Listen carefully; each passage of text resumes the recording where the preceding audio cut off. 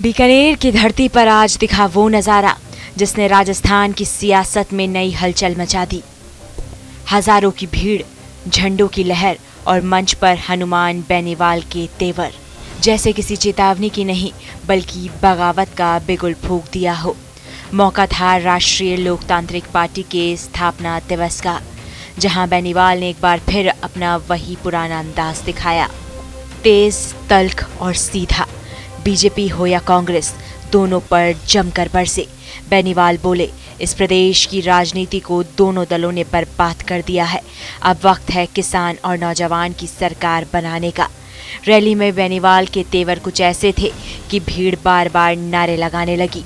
उन्होंने कहा, मैं हर मुद्दे पर बोलता हूँ, चाहे वो किसान का हो, जवान का या बेरोजगार नौजवान का।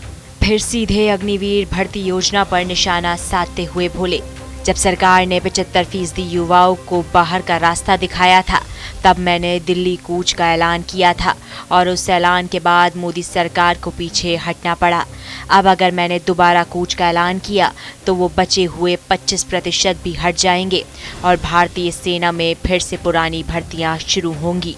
भीड़ ने तालियों से जवाब दिया और मंच पर बेनीवाल मुस्कुराने लगे। लेकिन बात यहीं खत्म नहीं हुई। बेनीवाल ने अपने फाइटिंग स्पिरिट दिखाते हुए कहा, मैं कभी सेमीफाइनल नहीं खेलता, मेरी आदत है फाइनल लड़ाई लड़ने की। और फिर सीधे मुख्यमंत्री भजनलाल शर्मा पर निशाना साधा। बेनीवाल ने कहा कि जब से भजनलाल मुख्यमंत्री बने हैं, अग्नि देवता नाराज है। अगर ये 2 साल और रहे तो राजस्थान की हालात बिहार और यूपी से भी खराब हो जाएगी। उनका इशारा साफ था। भजनलाल सरकार पर जनता का भरोसा अब डगमगाने लगा है। बेनीवाल ने कांग्रेस को भी नहीं छोड़ा।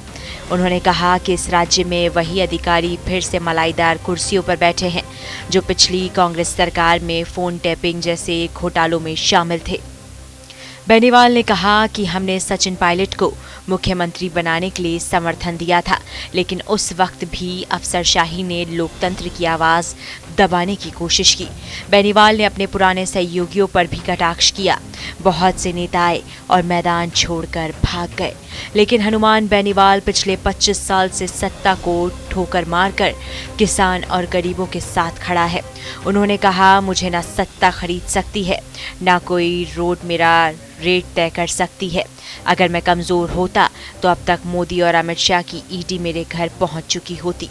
बीकानेर की इस महारैली में बेनीवाल के शब्दों से ज्यादा उनकी बॉडी लैंग्वेज बोली। तेवर वही पुराने, लेकिन इरादे बिल्कुल नया। संदेश साफ था, अब आरएलपी सिर्फ नागौर तक सीमित नहीं बल्कि राजस्थान की सत्ता तक पहुंचने की तैयारी में है। बीकानेर की ये रैली सिर्फ भीड़ का जमावड़ा नहीं थी, ये राजस्थान की राजनीति में तीसरे मोर्चे की दस्तक थी, जहां मन से बेनीवाल ने साफ कह दिया, अब वक्त है बीजेपी और कांग्रेस दोनों को उखाड़ फेंकने का। राजस्थान की जनता क्या इस हुकार का साथ देगी या फिर बेनीवाल का ये जोश आने वाले चुनाव तक ठंडा पड़ जाएगा? अब यही सबसे बड़ा सवाल है।